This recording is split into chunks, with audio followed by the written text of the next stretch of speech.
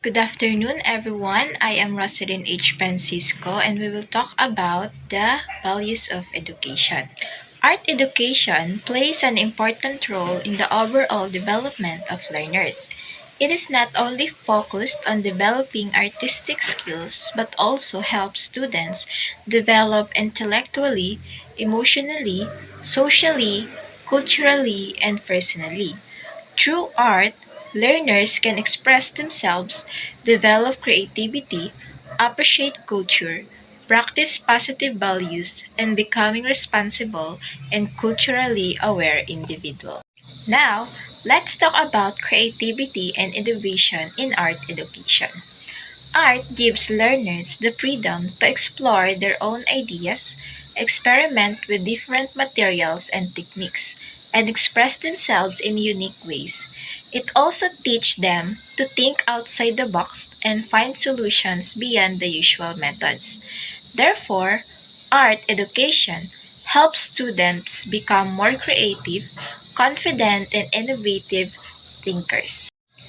Google's interactive doodles as an example of creativity and innovation.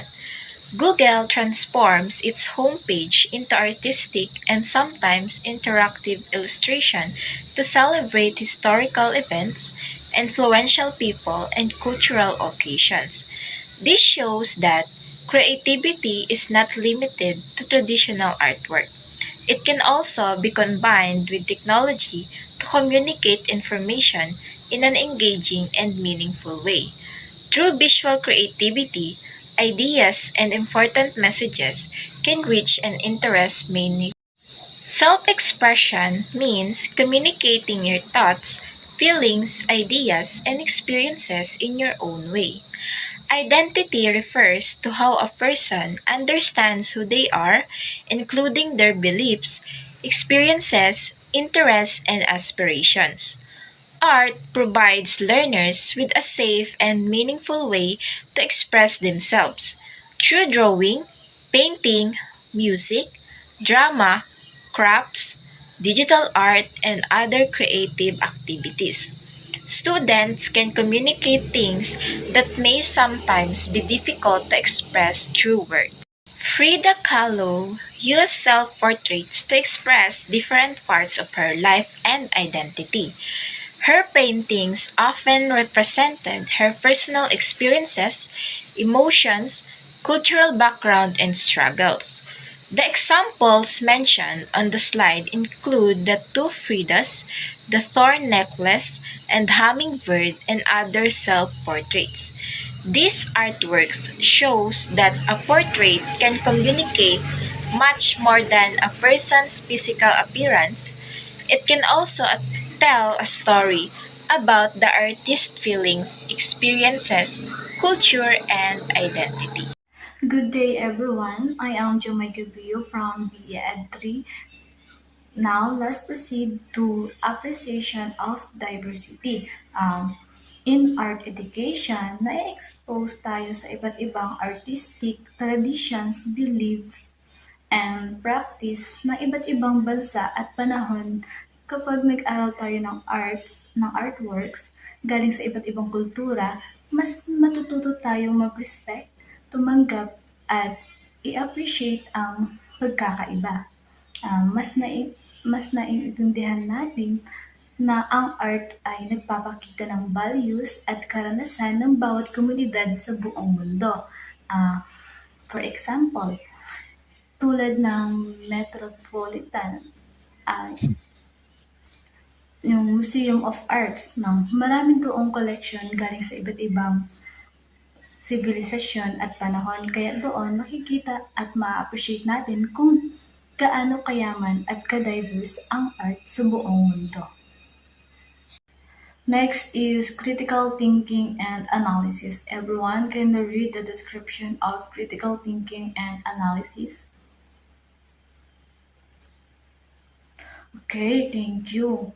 The critical thinking and analysis and art education, dito, nade-develop yung kakayahan natin na mag-observe ng maigi, mag-analyze ng nakikita natin, at intindihin ang ibig sabihin ng isang artwork. Dito, natututo tayong mag-isip ng malalim at maging patas sa pag-judge ng gawa ng iba. Nagiging mas thoughtful tayo, kaya nating ipaliwanag ang ating sariling opinion, tinitingnan din ang pananaw ng iba, at nakakagawa tayo ng tamang desisyon. Ang critical thinking ay magagamit din natin hindi lang sa art, kundi pati sa iba pang subject. For example, kapag may art critic session, dito, ipinapakita nyo ang gawa nyo, tumatanggap tayo ng feedback, at ina-analyze kung bakit ganun ang naging style o paggawa nito. Nag-uusap kayo ng maayos, kaya mas nadidevelop ang critical thinking at pagiging mapanuri natin. Last is emotional and social development.